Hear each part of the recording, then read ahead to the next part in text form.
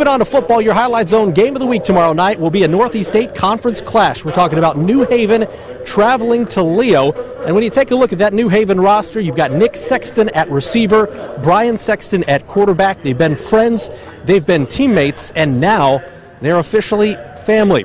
Thanks to an adoption, Nick Sexton is now a member of that Sexton family. His mother died of cancer when he was young, and his father was out of the picture. It's a family forged through the game of football, and Andy McDonald has their story. I think they definitely changed my life. Like, he changed my life. I could share anything I want to him. Nick's someone I can go to at all times. Like, he's always there for me. It's like always having a best friend. The Sexton brothers are inseparable.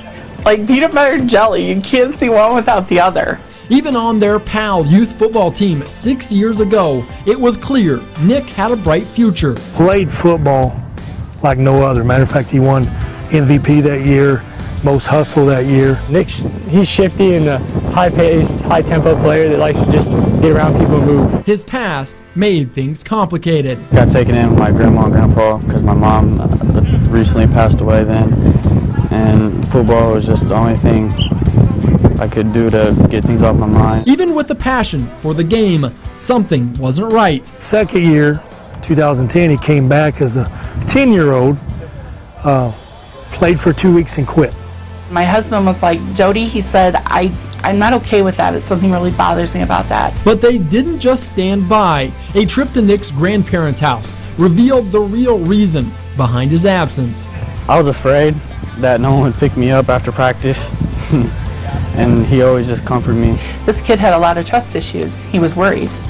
And Rick convinced him to come back, and that's all it took. The Sextons had faith in Nick, and it wasn't long before he felt like a part of the family. We kept moving forward, and then one summer he just wanted to hang out all summer with me, and we ended up moving in. He would stay the night, then it became a weekend, then it became a week here, and then 2 weeks in the summer, and then he up one day and asked us, would you adopt me?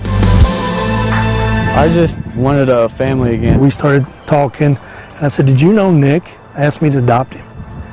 And they said, you know, we've been praying about this for a while because he needs a mom and a dad. Even just as a teenager, Nick wanted more. Nick is, he doesn't know this, he's one of my heroes.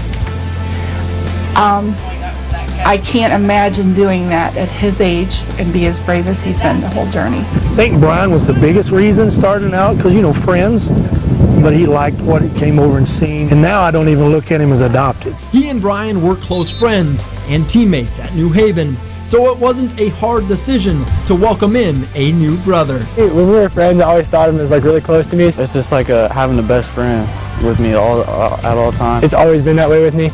I've always thought of him as a brother to me. Andy McDonald, News Channel 15. A great story from New Haven, and again, New Haven and Leo, one of 16 games you're going to see on the Highlight Zone tomorrow night. Reporting from downtown Fort Wayne, I'm News Channel 15 Sports Director Glenn Marini.